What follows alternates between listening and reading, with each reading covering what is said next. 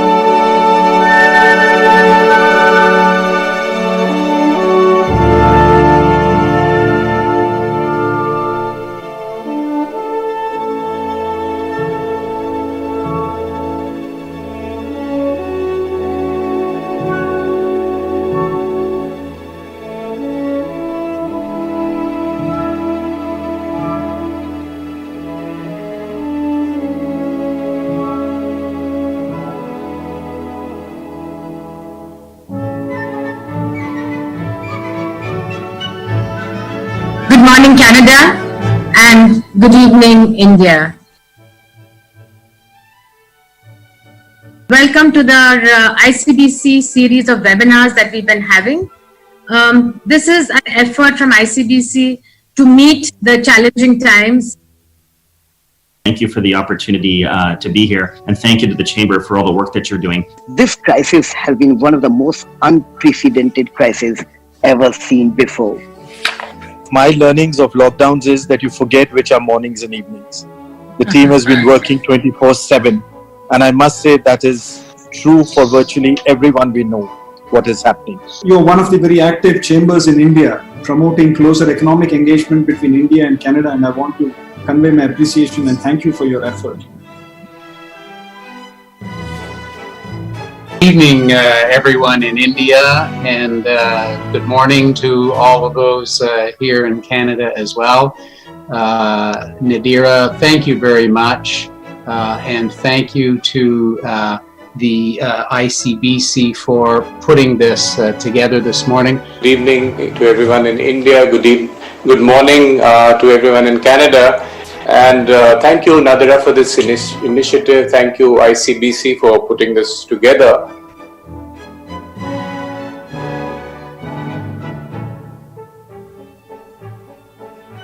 India's commitment to maintaining its international exports of key pharmaceutical products and medicines throughout this crisis is an excellent example of this effort.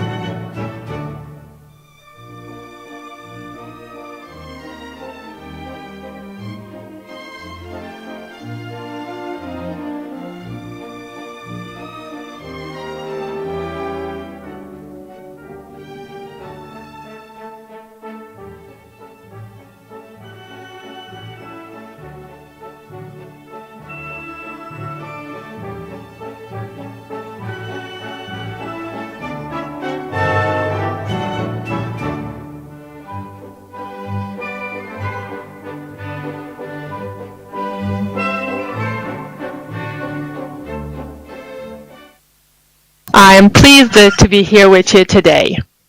My honorable colleague, Minister Tomar, our High Commissioners and their teams, and agri-food business leaders from India and Canada.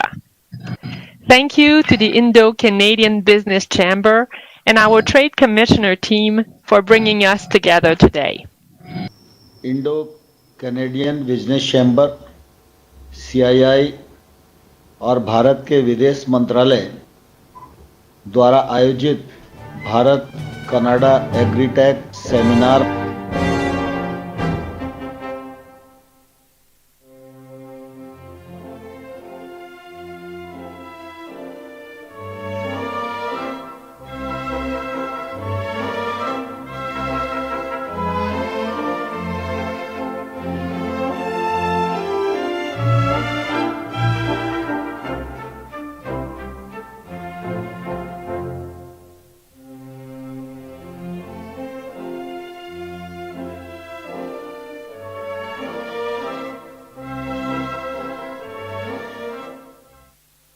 New Brunswick is fast transforming into an entrepreneurial hub and a global destination for growth-focused industries.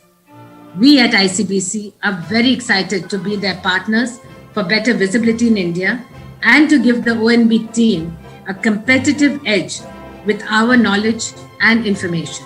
I am pleased to be here today as Minister of Economic Development and Small Business and Minister responsible for Opportunities New Brunswick to celebrate this new and very exciting partnership. I would also like to acknowledge our friends at the Indo-Canadian Business Chamber who have proven their agility throughout the pandemic in India by continuing to find innovative methods to undertake its trade promotion agenda.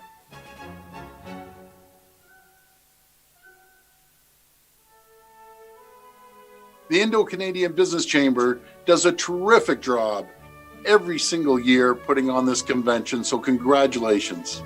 Good evening. It's an honor to be here today. I would like to thank Nadira Hamid and the Indo-Canadian Business Chamber for the invitation to participate in today's exciting event.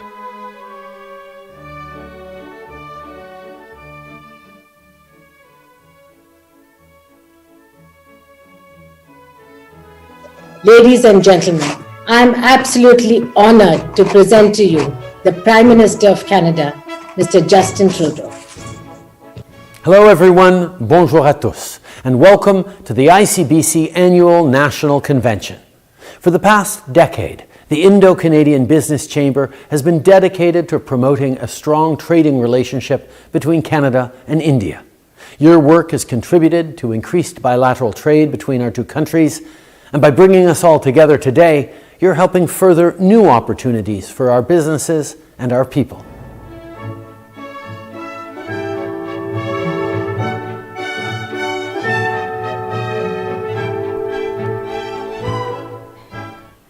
So that has been the past year for us, and none of this would have been possible without the support of His Excellency Nadir Patel, Andrew Smith, the entire Trade Commissioner Services, the ICBC board under the dynamic leadership of Anita George, my team, and each and every one of you who is present here today.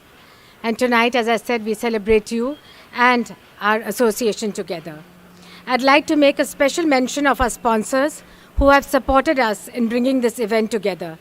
The High Commission of Canada and India, Ontario Ministry of Economic Development, Job Creation and Trade, Opportunities New Brunswick, Air Canada, TCS, Pearson, and National Jewels.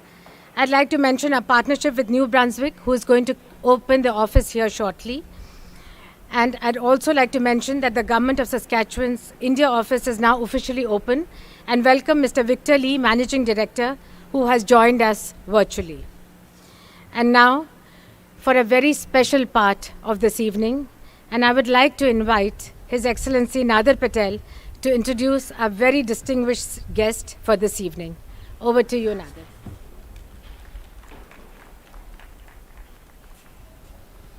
Thank you. Good evening. Good evening, everyone here and everyone online. It gives me great pleasure and a real privilege to be able to introduce our key speaker who's going to kick off this year's event, the Honorable Minister from Canada for Public Services and Procurement, the Honorable Anita Anand. She was elected first in Parliament in 2019 and was thrust into a very critical role as Minister of Public Services and Procurement.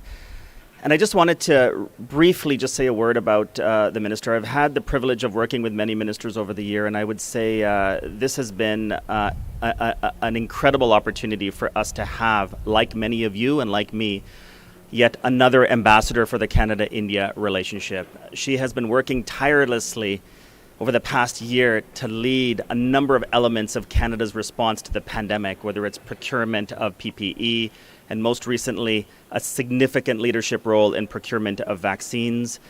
She hails from Oakville. She's a scholar, a researcher, a lawyer, a mother, a community leader.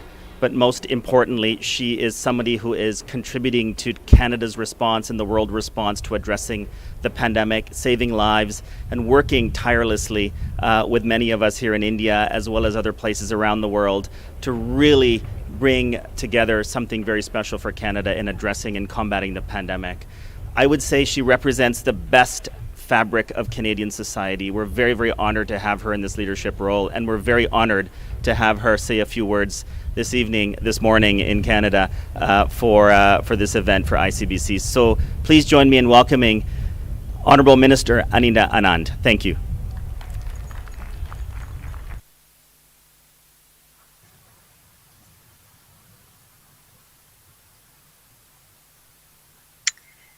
Well, thank you so much for that very, very generous introduction, Nadir. I'm honored to be here with all of you this evening, and good evening, obviously, in India, and good morning to all of our team here in Canada.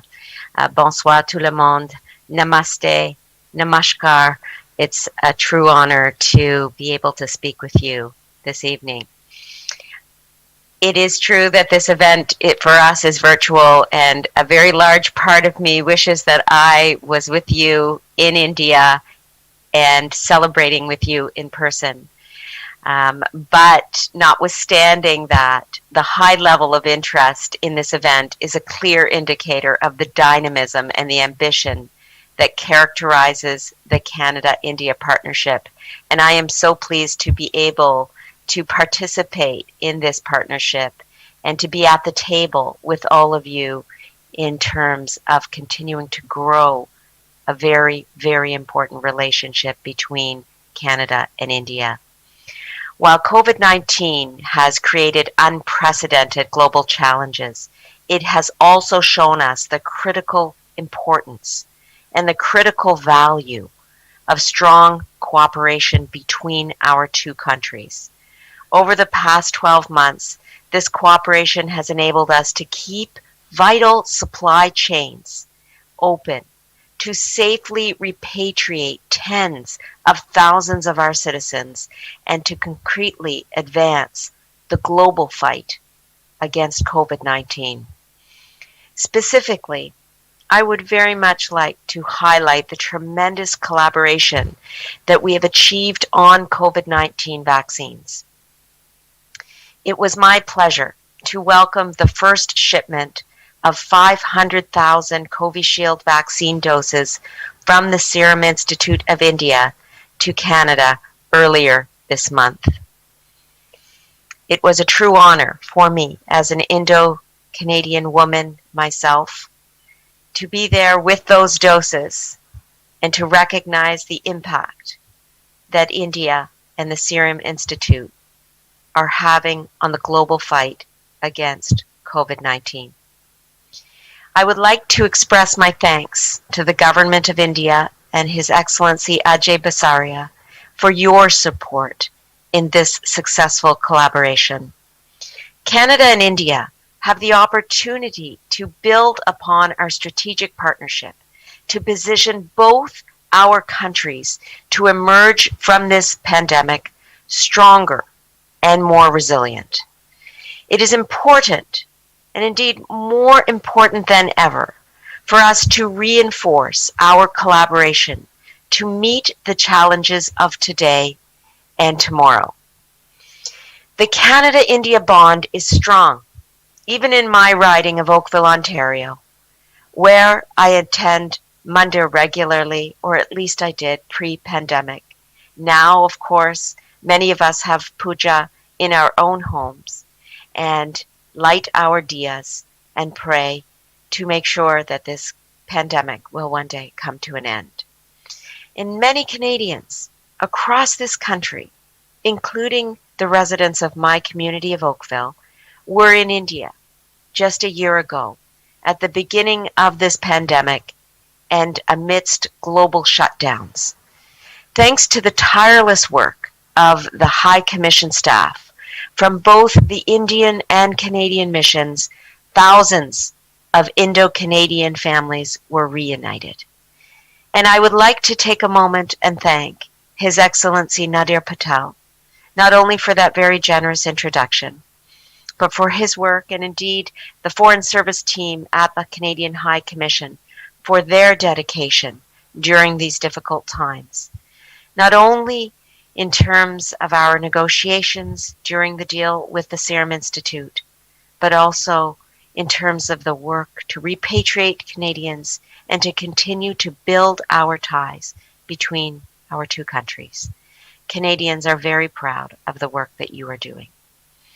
The people-to-people ties between our countries has been built over generations and is embodied by the 1.4 million Canadians of Indian origin that contribute to Canadian society. Prime Minister Justin Trudeau often speaks about how diversity is our strength. And I am honored to be part of a family, my family, that is a reflection of that diversity embedded in Canadian society. Like so many Canadians, my parents were newcomers to Canada in the 1960s.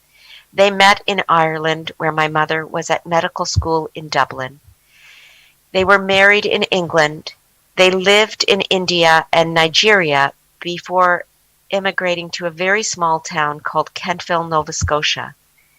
It's a small rural town, but it was my home for the first 18 years of my life, where I was born. We were one of a very few South Asian families in the province at the time. But we came to love our town, our province, and our country as they opened the door to welcoming us as members of the fabric of this country. My own story of diversity is not limited to that of the Canadian identity. I am just as proud of my Canadian Nova Scotian roots as I am of being of Indian descent. My father comes from a Tamil family, the Iyer family in South India. And my mother is Punjabi, or was Punjabi prior to her passing away in 2014. And so in very many respects, as you can appreciate, they came from very different parts of India, different regions, different cultures, and still found a way to come together. And my sisters and I grew up in a household where we enjoyed eating both dosa and paratha. We celebrated elements of both cultures, and I am so proud to belong to both communities.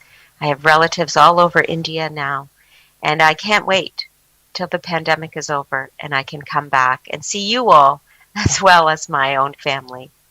I look forward to those in-person celebrations very, very much. Let me conclude by saying how appreciative I am of this invitation this evening. Thank you. And congratulations to Nadira Hamid and your team for putting together such a wonderful event. It is wonderful also to see my colleagues on this side of the ocean, Ajay Bisaria, as well as Vic Fedeli. It's great to see you again here virtually as well.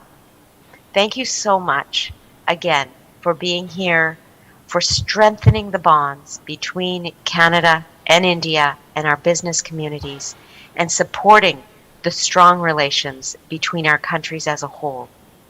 Namaskar, namaste, thank you, merci beaucoup.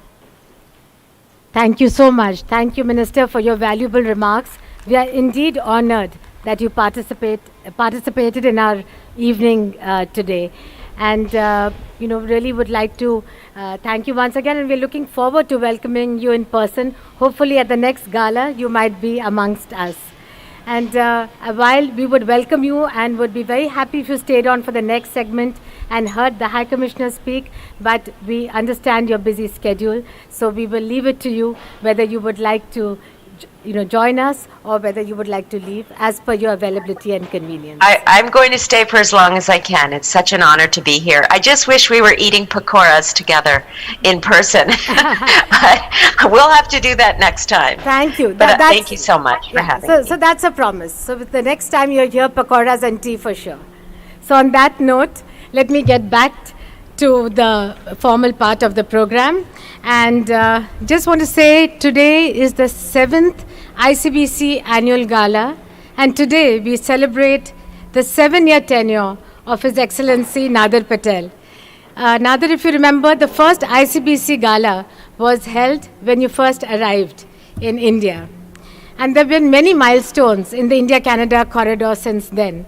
One that I would like to highlight is that Air Canada announced their direct flights, announced and then implemented their direct flights from India to Canada in your tenure. And I think since then, your unstinting efforts in bringing the two countries closer together in every sense of the word have been amazing.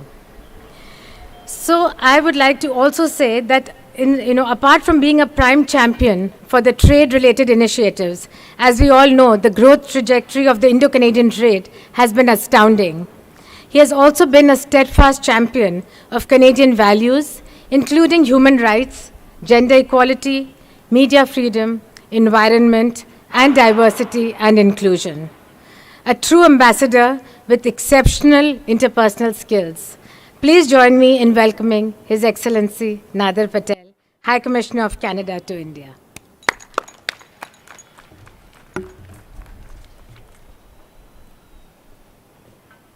Thank you. Thank you very much, Nadira. Let me, first of all, say once again thank you to Minister Anand. Also acknowledge my counterpart in Ottawa, His Excellency Ajay Bisaria. We'll hear from him in a second. Always great to collaborate with you at these events, Minister Fedeli, and all of the distinguished guests that are here virtually and here in front of us in person as well. It's a great opportunity for this hybrid event. And in the past, we would do these without the virtual component, and so we're very fortunate that we're able to have ministers and others collaborate together to be able to take a few moments to celebrate the success and the important contribution of the Indo-Canada Business Chamber. Let me just start off by picking up on some of the things that Nadira has just touched on. So yes, this is my 7th ICBC Gala, and I remember them all. And I will share with you that this will be my last gala as High Commissioner. Not necessarily my last, like Minister Anand. I look forward to coming back and eating some pakoras with you, but this will be my last as Canadian High Commissioner. And I wanted to take a moment to just share a few thoughts. At these events, usually I'm sort of highlighting all the various successes we've had over the last year in terms of trade, investment, and other related commercial relations. We saw some of the highlights on the video there as well. But tonight is a little bit different. The past year has been exceptionally challenging for individuals, for businesses, both in Canada and in India. And I think it's important that maybe I just take a moment to focus a little bit on the pandemic and the important role that so many of you have had in navigating the challenges of the past year, but then turning that into a little bit of optimism for the year and years ahead as well. It has been a year of unprecedented challenges globally. However, there have been some significant impacts, efforts, and some reasons to celebrate in terms of the role that many have played. Minister Anand talked about how Canada and India worked together to repatriate about 30,000 Canadians from India who were stranded during the lockdown when international flights were cancelled. Vaccines were developed from scratch, including one indigenously in India, and now a made-in-India vaccine, as Minister Anand mentioned, is being used in Canada. And how special is that? This is a perfect example of the ties that connect our two countries. We also learned that business can be done from our dining room tables or through webinars rather than through business trips and luncheons. And we just saw the video and we see how we can bring people together virtually. Each of your companies have adapted as well. I've heard stories of how Canadian firms in India have pivoted to support the battle against COVID-19, switching production to start producing PPE for export or adapting to a new reality without travel, doing business differently, yet achieving commercial success through some challenging times. Others have found a way to continue paying their Indian staff through one of the world's strictest lockdowns and navigating how to support their ongoing employment despite some challenges. Some have maintained operations in essential services like the food and transportation industries and, of course, the healthcare ecosystem as well. Others, including major investors in Canada, have found ways to shift their workload to take better advantage of offshore teams.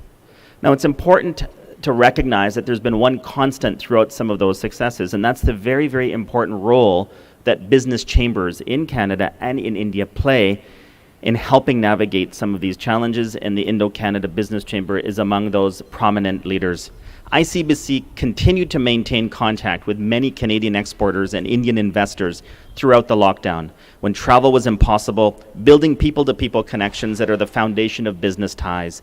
ICBC played an important and critical role in tracking the impact of COVID-19 on Canadian businesses and the business community. The Chamber provided early information about which sectors were struggling, how lockdown measures affected some firms more than others, and which Indian investors in Canada needed to facilitate business travel or address other challenges. You also shared a very timely budget briefing session, which benefited all the members of the Chamber as well. ICBC also provided a lot of continuity for the bilateral trade relationship. You facilitated high-level exchanges and webinars, which included ministers and other high-level interlocutors with key contacts throughout the pandemic, which supported the bilateral relationship. During the 7 years that I have spent here in India, I've seen ICBC rise to just about every challenge, and you've promoted diversity, ensured women in business had a seat at the table, supported our high-level visits, provided the much-needed continuity to a business community that has come to rely on you and all of us. I have countless examples, stories, and memories of working together with ICBC as a team as we marched on the incredible journey of growth in the Canada-India relationship and people-to-people ties. So as we look forward, as we complete a very challenging year since the lockdowns were first announced in India and elsewhere in the world, we find ourselves at a little bit of a crossroads. Things are slowly returning to the way they perhaps were before the pandemic, but many things have changed and will continue to be changed forever or for a very long time. I do believe that there are many challenges that remain for the business community, and many more will come. For example, businesses will have to figure out how to adapt to the new reality of a globalized world with restricted travel and entry into some countries. Similarly, we'll have to deliberate on how India and Canada can promote self-sufficiency while also celebrating our important partnerships. But as I prepare to sort of exit, and I wanted to leave you with just a few messages. First of all, there are a lot of opportunities here despite the challenges, and those opportunities are not going to go away. In fact, they're going to continue to rise, to amplify. I remain very, very optimistic about the future of the Canada-India commercial relationship and the relationship as a whole. I really believe, based on my observations of having been here for the time that I have, India is one of the highest potential markets in the world, and our relationship with India matters greatly, and we will continue to invest heavily in that relationship. You cannot beat the scope, innovation, and speed of the Indian market for adopting new technologies or developing creative ways to get things done, not only for India, but other countries around the world, including Canada, and the vaccine development was a super example of that. The business community also needs you now more than ever before. This is a challenging time, a lot of change, as I said, but your hands-on experience, not only as a chamber, but as business leaders in Canada and in India, will be critical to not only navigate the recovery, but also expand the relationship. And I look forward to challenging you and counting on you to find a new way of engaging, thinking creatively, working with us as trade commissioners and diplomats for the benefit of both sides of the relationship. Finally, this relationship is much stronger than it may appear. There will be ups and downs. Every friendship, Every friend that you have will have some ups and downs in the relationship, things that we may not agree eye to eye on all the time. But there's always going to be a constant element of that relationship. And that is the people-to-people links, the business-to-business links, and the deep-rooted ties that are long-standing will not go away. There will be pride of Canada in India, and there will be pride of India in Canada, and that won't change. And it's that pride and that commitment to the relationship that will navigate the ups and downs. We won't be sidetracked by one or two issues. We will always keep our eye on the long ball. And I think that's really what truly defines the Canada-India relationship. These ties, all of you, your companies, your projects, and your partnerships. It's the informal ambassadors in this crowd, all of you, our ministers back home, those that are on the line virtually, people who won't hesitate to speak up about how Canada is a better place because of India and how India can benefit with Canada here as well. So as I prepare to start thinking about my exit plans, I wanted to ask you to step up and be that ambassador, and we'll have many more high commissioners here and high commissioners in Canada from India, but all of you can play a role in being that ambassador and helping contribute to that growth in the relationship.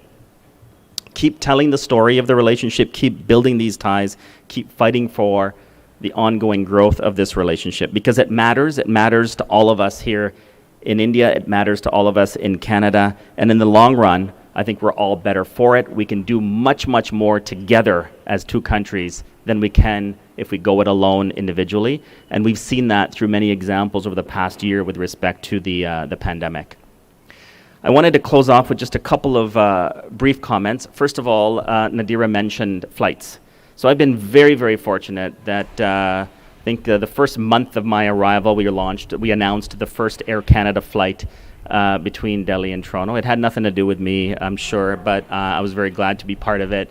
Then, of course, Delhi, Vancouver, Mumbai, Toronto, and I'm very pleased to share with you some news that I've heard recently that I've been given the green light to announce that there will be in the coming months a Montreal to Delhi flight announced as well, which is fantastic news.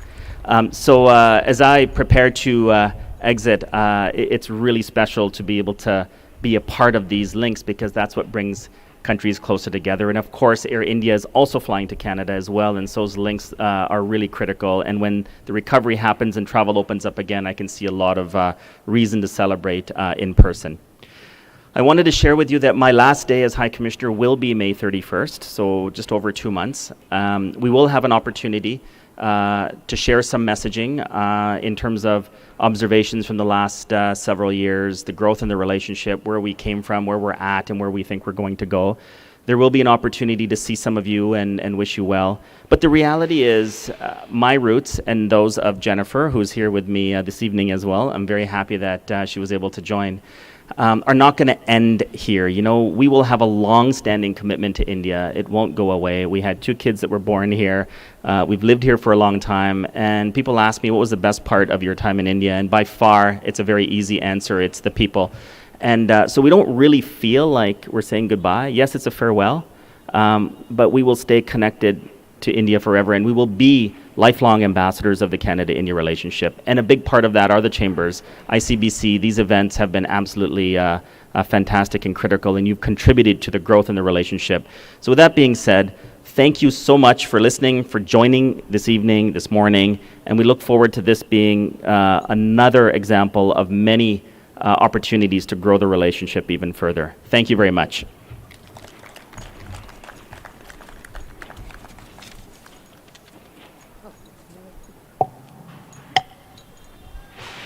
Thank you so much, Nadir. Those were fabulous remarks, and thank you so much for your support to the Chamber. And thank you, Jennifer, for being here this evening with us.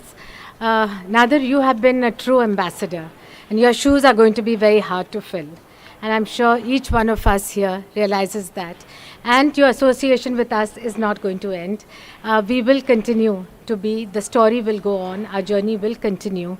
And we look forward to your presence. Maybe not as High Commissioner, but definitely as part of our gala. And we will have tea and pakoras together. That's a promise. With that, ladies and gentlemen, I am now delighted to welcome His Excellency Ajay Bisaria, India's High Commissioner to Canada, joining us from Ottawa. The pandemic presented a tough situation right at the start of his posting, but his efforts in leading the crisis situation have been admirable. His soft-spoken demeanor belies the strength by which he has navigated through these difficult circumstances. His contribution in strengthening the India-Canada relationship, especially in these recent times, has been tremendous.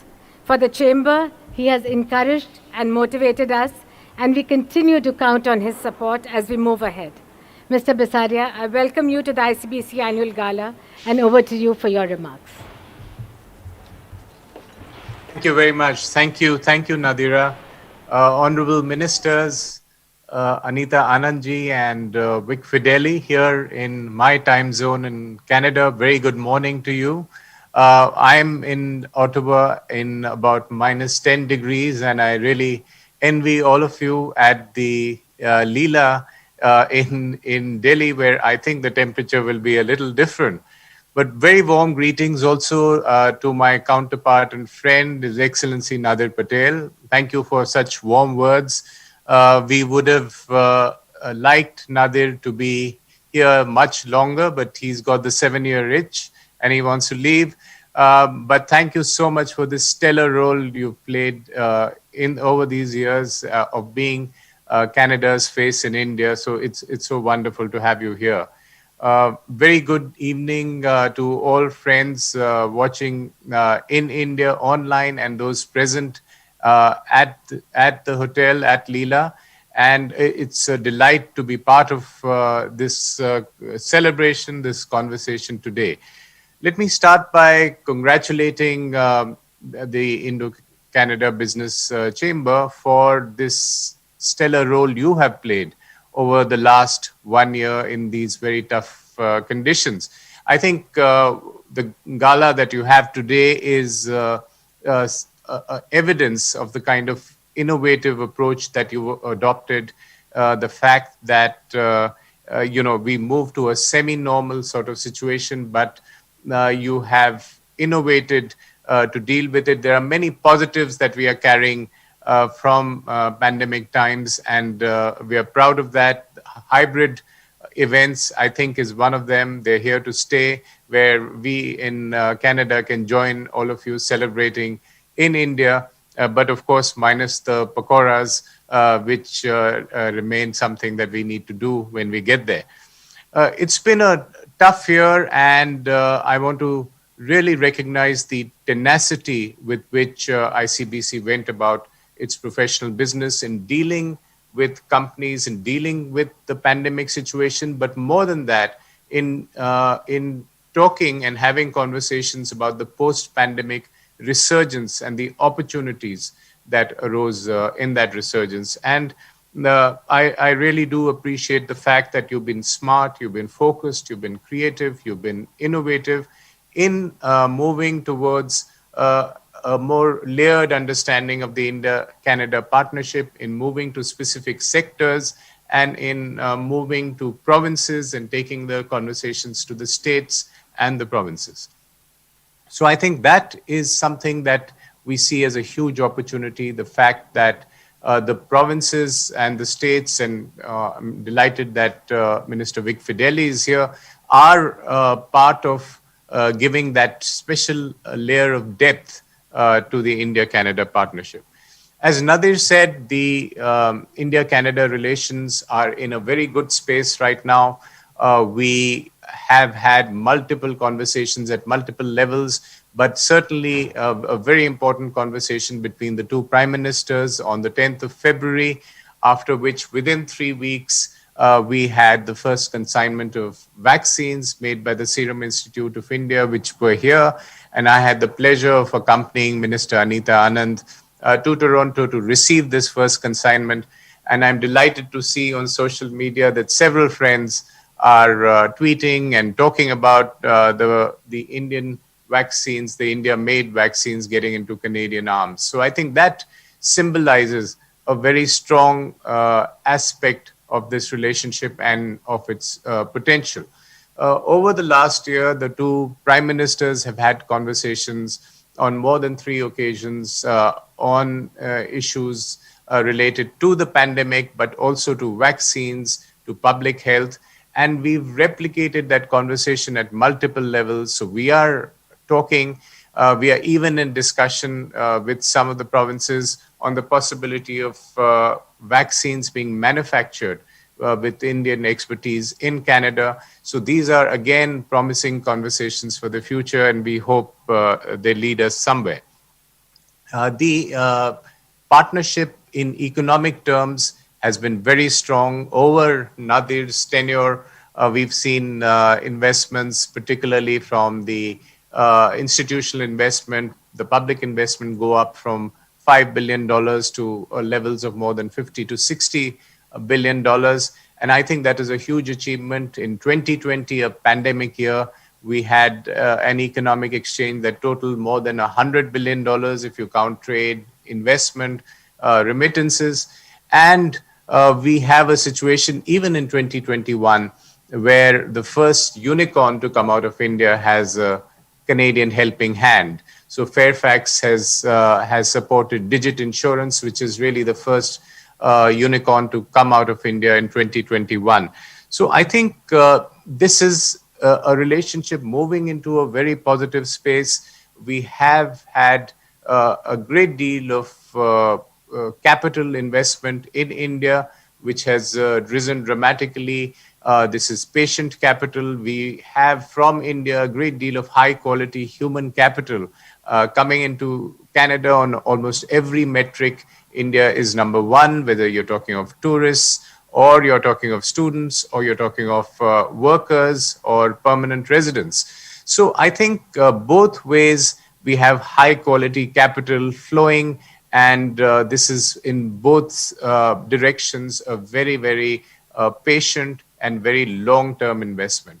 So we are looking at exploring multiple areas of the economic opportunities that present themselves.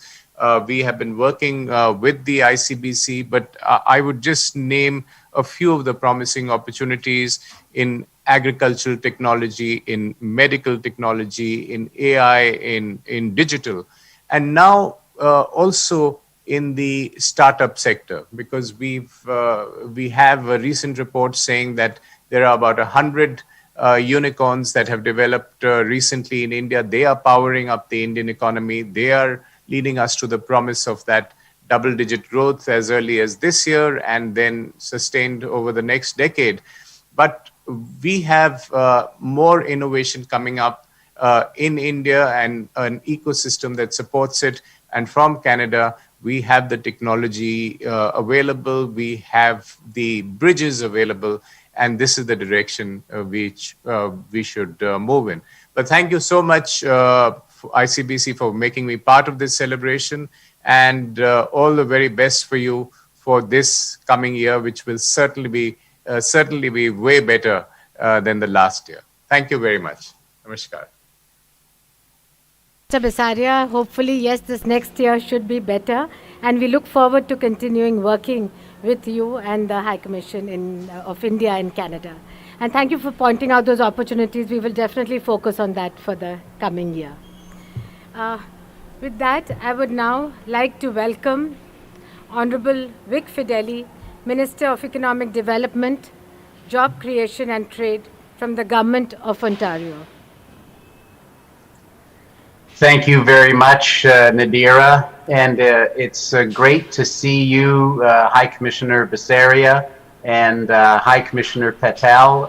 It really is wonderful to see both of you, albeit virtually. Yes. Good morning to to Minister Anand and Mr. McKay, and good evening to Ms. George and Mr. Bagla and all our friends in India. It's an honor to be here on behalf of the Government of Ontario, and thank you so very much to our friends at ICBC for putting on this innovative hybrid event.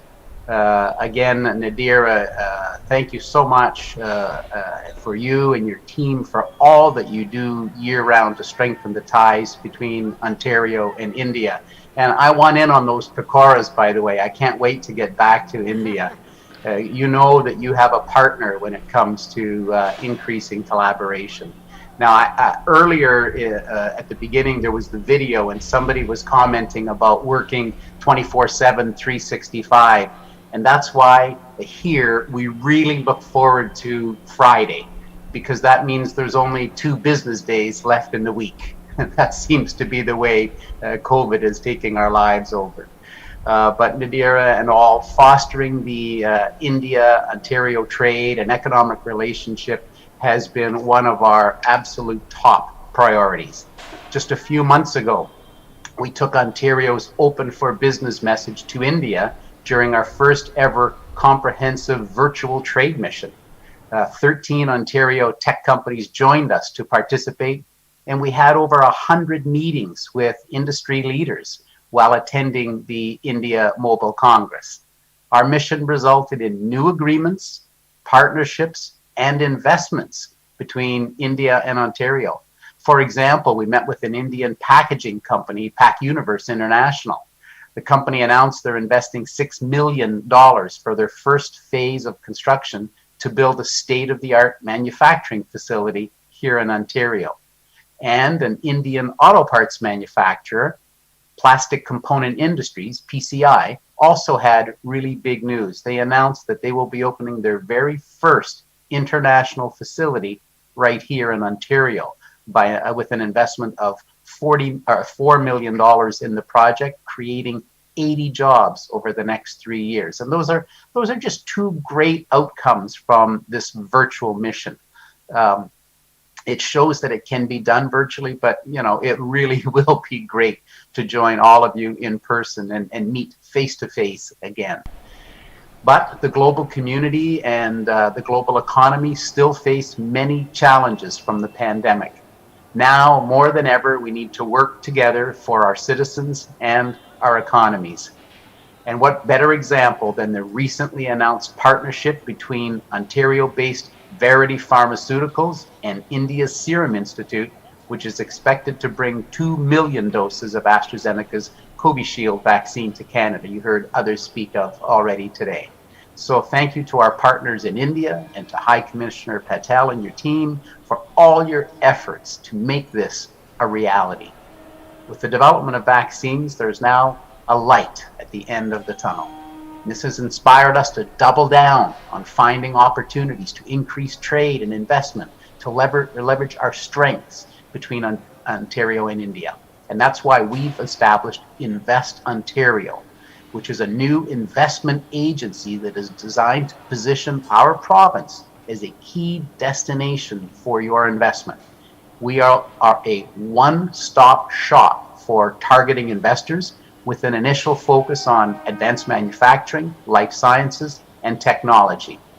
Invest Ontario is directly linked to our post-COVID economic recovery and will send a very strong signal to investors that the province is open for business, open for investment, and open for jobs. Our province has trade and investment offices all over the world, but we have chosen to maintain 2 of these offices in India, which demonstrates how important our partnership is. The offices in Mumbai and New Delhi can help Indian companies do business in Ontario and help connect Ontario businesses with opportunities in India. And our relationship is solidified by a deep cultural and personal connection. Ontario has the largest Indian community in Canada. There are nearly 900,000 people of Indian descent living in Ontario, and over 52,000 Indian students choose to study at post-secondary institutions in Ontario in 2019 alone. Ontario's Indo-Canadian community creates a natural connection for fostering trade and investment opportunities between our 2 regions. Especially in these unprecedented times, we need to work together. We need to build on the long-lasting friendships that have served us so well. And the great economic partnerships like the one Ontario and India share will play a key role in both our economic recoveries. So thank you again and enjoy the gala. Thank you, Minister. And Thank you very much for your dedication in ensuring that Ontario is open for business for India across all sectors. You have been a true support to the Chamber, and it has been said that your characteristic is your yellow tie, which you are seldom seen without, but I think it is your smile, because I have never seen you without it. So we look forward to welcoming you in India, and I think the party is getting bigger and bigger as we wait for all of you to come here and celebrate with us. Maybe the next gala. Thank you, Minister. And with that, I'd now like to welcome a dynamic leader, an eloquent speaker, a woman who is a source of inspiration to all of us. She is the Vice President of CDPQ Global and the President of the Indo-Canadian Business Chamber. Please join me in welcoming Anita George.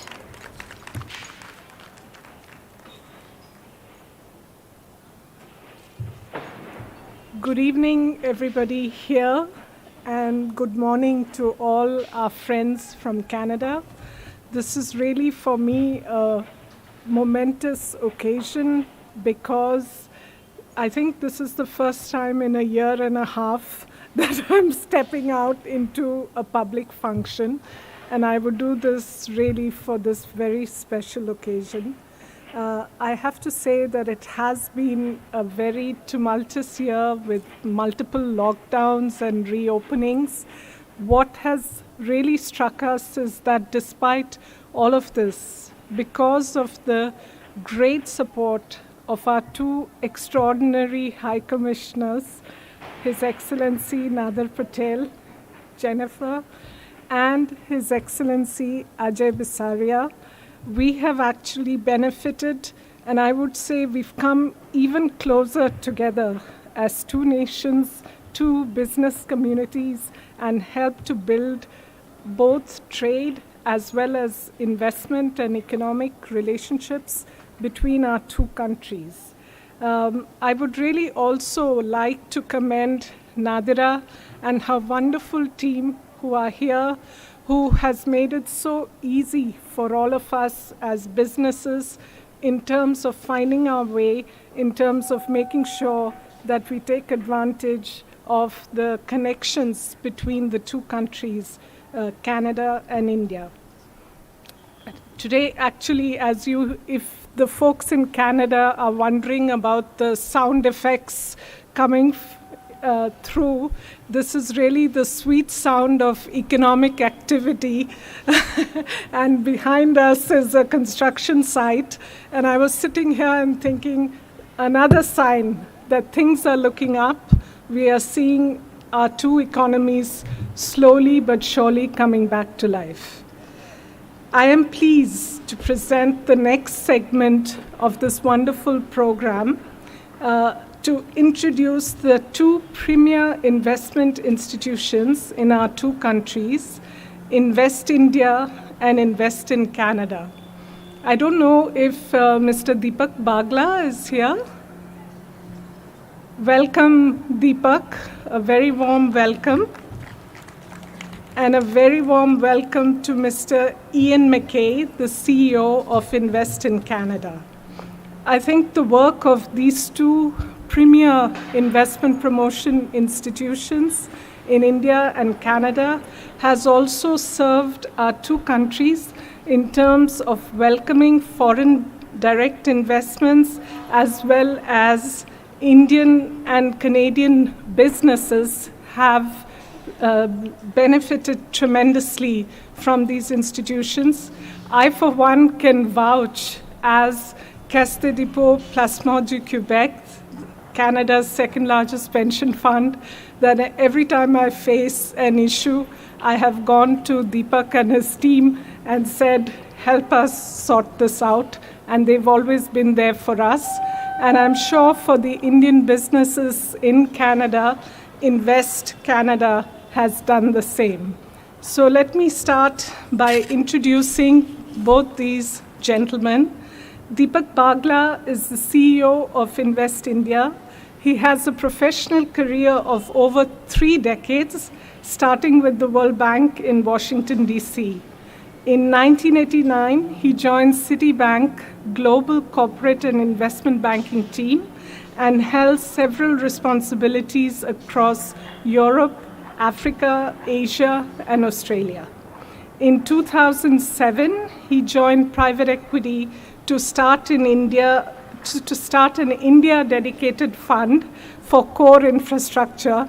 This is when I met Deepak, and I have to say that he has always been an ardent supporter of bringing in investments to India. Invest India is the national investment promotion and facilitation agency promoted by the Government of India and is also the execution agency for the Government of India's Startup Initiative. I would like to add to His Excellency Ajay Bisaria's comment on the unicorn supported by Fairfax, which is great. We have 5 unicorns supported among the Canadian pension funds in India, which we are very proud of as well. Invest India is also one of the one-stop shops, as mentioned by Minister Vic Fedeli, for all of the Canadian investors in India. I will strongly endorse using the services of Invest India to help us navigate and bring in greater investments into the country. Deepak Bagla is a special invitee on the official bilateral CEOs forum and a member of the Venture Capital Investment Committee of the US $1.5 billion Fund of Funds for Startups established under the Prime Minister's Startup India Action Plan. Besides his stellar background, and I could go on for a few more minutes, he is a strong supporter of the ICBC Chamber and has always been there for us. And thank you very much, Deepak. We look forward to hearing from you. I will also take this opportunity to introduce Ian G. McKay, the CEO of Invest in Canada. He is responsible for promoting Canada as a premier global investment destination. Mr. McKay has led a distinguished career in the international financial markets in London, Tokyo, and New York, and as a political advisor. Most recently, as CEO of the Vancouver Economic Commission, Mr. McKay has worked tirelessly to accelerate the diversification of Vancouver's economy and to place it on the global investment map. In January 2018, the Prime Minister of Canada appointed Mr. McKay as special envoy to assist with the ongoing negotiations of the Trans-Pacific Partnership in Tokyo, Japan, which, as you all know, resulted in the Comprehensive and Progressive Agreement for Trans-Pacific Partnership, CPTPP, being signed in March 2018. Please join me to view a recorded fireside chat on FDI attraction and promotion between Mr. Deepak Bagla and Mr. Ian McKay. And thank you both for participating in this conversation. And thank you, Deepak, for being here in person. And thank you, Mr. McKay, for being with us. Over. Thanks, Nadira. No, but really, Ian, how do you see this little pandemic and this little virus, and especially those investment flows which you're seeing? What is it which you are witnessing as we speak, as we move beyond this virus? Understood. And I think there's a lot to dig into there in terms of, how the world's investment flow, of course, one of the few large economies who actually saw an increase in FDI. Canada was more, along the lines of what happened in the United States and other decline for that year of 2020. But the trend for us has been very, very positive leading up to the pandemic. And I think the trend for us will be positive as we come out of the pandemic. But in this FDI flow, did you see any different trends emerging, Ian? Well, we saw, in terms of the greenfield investment happening, we saw an increase in M&A activity. We saw an increase in some of the reinvestment of existing operations. In our case, in pharmaceutical, we saw some major global pharmaceutical brands coming to Canada and expanding their operations. And of course, they're looking at jurisdictions where they can access talent. They're looking at jurisdictions where through an immigration framework they can bring people. And I think that's a trend that people are picking up on, that's leveraging some of the public policy framework that's been evolving here over many, many years in the open economy, open to trade, open to immigration, open to talent, open to investment. So I think that's a trend that's really taking on. It's interesting you bring about the public policy element, because that's where, if you look what has really impacted India positively, and especially in terms of FDI, has been Prime Minister Modi's concept of looking at India's positioning within the world. He's called something the Atmanirbhar Bharat. It's essentially an India which builds on its own strengths to add value not just for itself but the entire world. And let me just share with you a few numbers, because you mentioned about the FDI. Very interesting. So if I look at the first 10 months, our financial year, from the 1st of April till December this year, we got about $67.5 billion. And it's interesting what you mentioned. Obviously, Greenfield was a tough challenge, like the same as with you. But we still had a large part of that coming into Greenfield. As you know, India is now one of the top Greenfield destinations in the world. But the interesting part of that 67.5 billion is that last year at the same time, we had 51. So even during COVID, we've gone up by over 20%, even during that part of time. What I'm seeing in a difference in these trends is, one, I'm seeing onshoring of supply chains. What I've suddenly seen that a lot of these companies are looking to get closer to where the market is. And this is where I'm seeing a large number of Canadian companies looking at India. For example, I have my colleague Shruti with us here. And Shruti was mentioning to me, we're doing about 192 business requests, which is between Canada and India. And you know what you'll really like on that one, Ian? It's across 32 sectors. The span of those sectors would not have been more than 7 to 9. Today it is 32. This relationship is deepening. This is what I wanted to bring to you. That what are the other elements you can see which we can work together to make this corridor more robust? Yeah, that's a real testament to how it is positioning itself in this shifting geopolitical environment, with factors related to COVID and other factors as well. The openness of the economy is super, super important. I think one of the great strengths that we have, one of the great benefits that we have, is the diaspora of Indo-Canadians all across the country. I think about 6% of it is Indian heritage. And so they're volunteering in our communities and teaching in our schools and investing in entrepreneurs in our startups and participating in our politics and business actions are like supremely important for Canada and I think for the relationship. We saw through the pandemic, certainly some jurisdictions in the world for our two countries, that deep historical relationship, people to people relationship, is going to enable us to buck the trend. We're a trading nation. We're a small country, so we rely on trade and open borders and immigration and partnerships. Some of the sectors where we've definitely noticed a significant increase from India in particular is in technology. I think there are so many powerhouse technology companies in India that are putting their footprint out in the globe, proximity to the United States, quality of life, historical relationship, access to talent, research, universities. But beyond technology, just recent years, Indian firms in pharmaceutical, in gaming companies, in aerospace, significant parts of our economy that have benefited from Indian investment. And I think our value proposition to those sectors are, again, great talent, great access to global markets. It's interesting you mentioned partnerships, Ian, because what I'm noticing now is a trend. I'm seeing a large number of Indian students heading your way. And these are the same students, I remember in our times, they were looking at different geographies.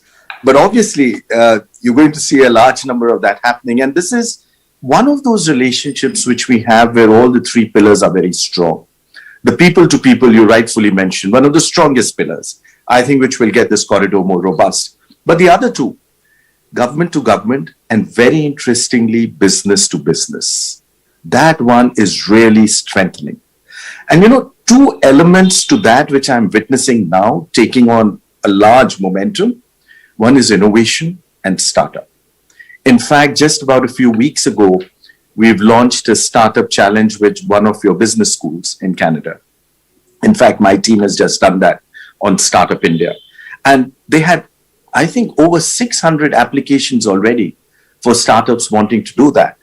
You have a very strong culture of that. You've created very good incubators, and our startup culture is just picking up. And I must tell you, by the way, on that one, Ian, again, full credit to Prime Minister Modi.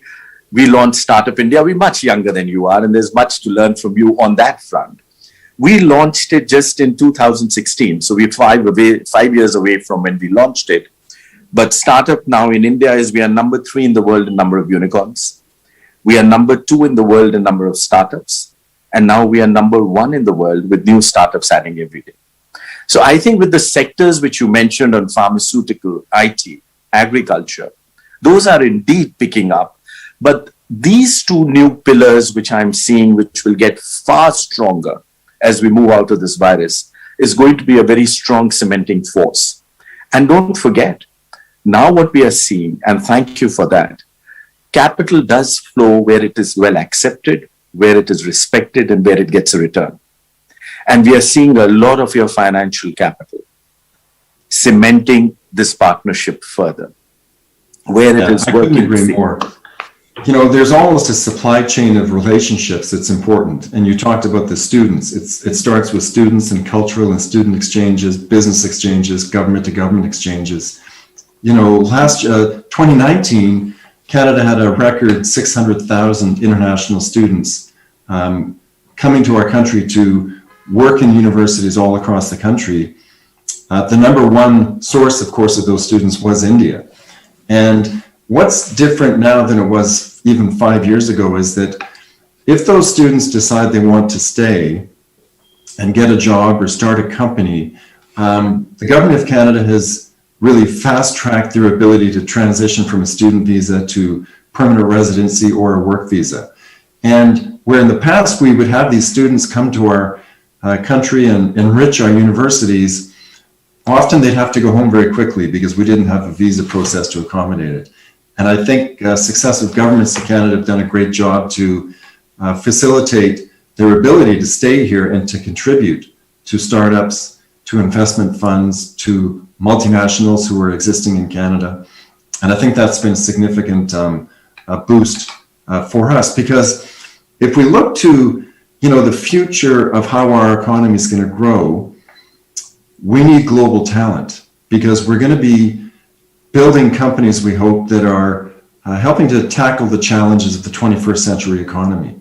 We're looking at the electric vehicle supply chain, from sourcing the minerals to building the batteries to manufacturing the cars to recycling the batteries at the end of life. We're looking at the hydrogen economy, which of course is going to be just one part of the energy transition as major economies shift to a net zero future.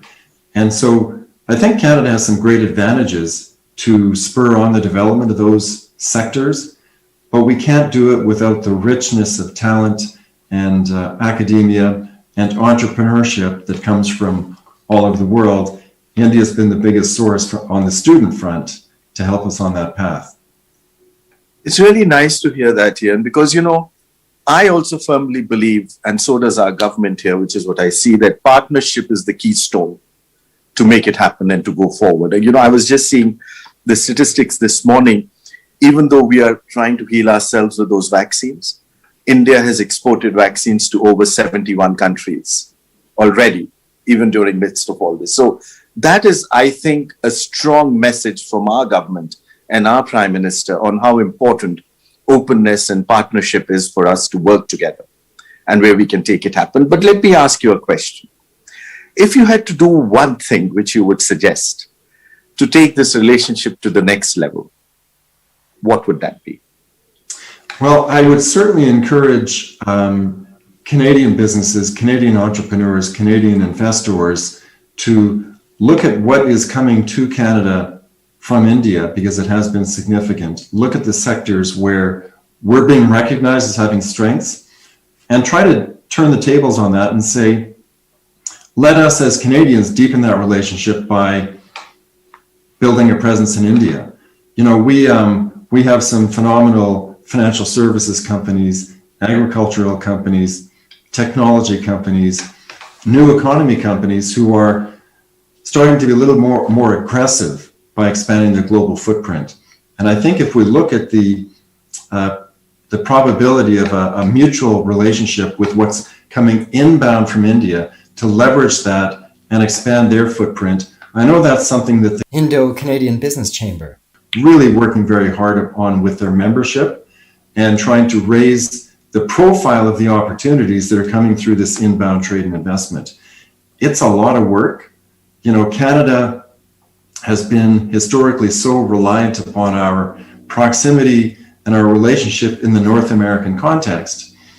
And, you know, we all have to work harder to build our brand, build our expertise, build our relationships with other major economies. And India provides such an enormous opportunity for us. And again, I know the Canada-India Business Council is working very hard to move that agenda forward.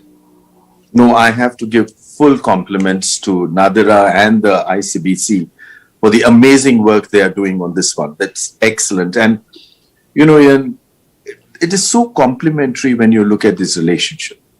I mean, it is such a strong imperative for any company in the world to expand its balance sheet.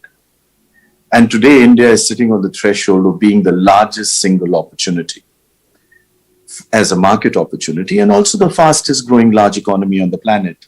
As you know, the IMF is saying that we'll be about 11.5% for these 12 months and another 6.7 for the 12 after. I think this is where this partnership takes on a new role, where it helps corporates to expand, create jobs all over the world, both in Canada and in India, and try and get the best across for wherever we partner with. Sorry, you were saying something, Ian. There's something on your mind. No, indeed. I was going to ask you a similar question from your perspective. You know, Invest India has a remarkable global brand. My organization is just 3 years old now, so we look at platforms like yours who we see in different fora around the world. Your brand is extraordinary. But from your perspective, in India, how do you think the investor community views Canada? We're often a little bit hidden or obscured by the enormity of our neighbor, the United States. But I'm wondering how what I consider to be all the positive attributes for Canada, an open, fair, free trading economy with wonderful talent and universities, what's the perception from India? What do we need to work on in terms of building our brand? In my view, we've got the blocks in together. It's now going to start taking off. And I'll tell you why I say that. Trust is the most essential element where investment is concerned. And you remember that people-to-people connect you already spoke of. That is such a strong pillar on which the complementarity and this opportunity can develop further. And when I mentioned to you about that entire startup and innovation piece, I think that is going to take off in a very significant manner. And I'm already seeing that happen. There's going to be a new Canada and a new India which emerges out of that as we move beyond this virus. So as I say, by the way, I'm more than welcome. You want to have one of your people sitting with us in Delhi, in our office, always a pleasure. And please do send them. That's an open offer. We can have the teams work together to see how we can keep taking it forward and keep taking it to new frontiers. So at any point of time when you want, that offer is always open for you. What a wonderful offer. And my team, of course, is watching, and I can just see them all putting their hands up saying, me first, me first, me first. So we have had trips, of course, to India with the Technology Council and whatnot. But we will absolutely take you up on that wonderful offer. You know, in a global economy, we're very, very proud of our free trade relationships with 51 different countries and 1.5 billion consumers, which for a country of 37 million people is very advantageous to us. But we also need to look at major, large, innovative entrepreneurial economies like India. Find ways that enriches our technology ecosystems all across the country. You know, we think that we have an advantage in our ecosystems of technology and innovation because we have people from around the world, in particular India, feeding into them, bringing new ideas, new innovation, new entrepreneurship, building new companies that in turn attract capital from all over the world. And I think that for us is more than a starting point, it's an engagement point that we have to continue to work hard on. And I'm very, very pleased with how we're working with our partners in India. It's excellent, Ian. You know, as we start this decade, you know, we are at about $3 trillion. And the Prime Minister has given us an objective of being close to $10 trillion by the end of this decade. So as we are going to add $7 trillion to the balance sheet of all our partners as we walk through these 10 years, you will be one of the partners. We'll be holding our hands and walking together. So we look forward. We are so excited to be part of that journey with you and in partnership with you. And I just want to thank the Chamber for the opportunity to have this discussion with you, Deepak. And there will be a day soon where we can do this in person. And when I can visit you, and we would welcome you, of course, to meet our team and our partners in Canada as well. Going to do that soon. The vaccine's on its way, as you know. Thank you. Thank you, Ian. Thank you, Nadira. We take it back to you. And really, thanks to all of you to make this happen for us. Thank you so much, Deepak, and thank you. Thank you, Deepak, and thank you, Ian. And thank you, each and every one of you, for being here with us tonight. Those of you who are here in person and those who've joined us online. There are more than 100 participants from Canada and India who are at the moment online watching this show. In the meantime, till we hope that things get better, until then, everyone stay safe, stay well, and enjoy the rest of the evening. Please try and meet each other if you can. And with that, I end this program. Thank you all for being here. Thank you, Nadir. Thank you, Jennifer, for joining us. Good night. Ladies and gentlemen, Team ICBC requests you to please remain seated for a very special announcement, for which I would like to call upon the High Commissioner of Canada to India, His Excellency Nadir Patel.